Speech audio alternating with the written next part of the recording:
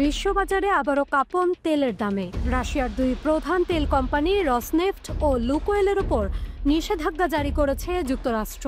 আর এরপরই বিশ্ববাজারে এক লাফে তেলের দাম বেড়ে গেছে ৫%।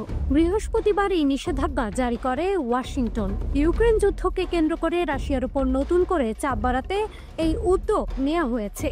এই নিষেধাজ্ঞার কারণে চীন ও ভারতের রিফাইনারিগুলোকে এখন বিকল্প সরবরাহকারীর খোঁজে নামতে হবে, না হলে পশ্চিমা ব্যাংকিং ব্যবস্থার বাইরে চলে যাওয়ার ঝুঁকিতে পড়বে তারা। ওয়াশিংটনের হুঁশিয়ারি, যদি মস্কো অবিলম্বে ইউক্রেনে যুদ্ধবিরতিতে রাজি না হয় তবে আসছে আরো কঠোর পদক্ষেপ। ইতোমধ্যে ব্রিটেনও একই ধরনের নিষেধাজ্ঞা দিয়েছে, আর ইউরোপীয় ইউনিয়ন অনুমোদন করেছে ১৯তম নিষেধাজ্ঞা প্যাকেজ। যদিও এত কিছুর পরেও রাশিয়া যুদ্ধ অব্যাহত রেখেছে। যুদ্ধক্ষেত্রে দারুণ সফলতা পাচ্ছে দেশটি। অর্থনীতিতেও তেমন কোনো সংকট নেই। তবে ভারত রাশিয়ার তেল আমদানি কমিয়ে দিলে অবস্থা কি হবে তা নিয়ে আছে কৌতূহল। News desk, Manabzamin.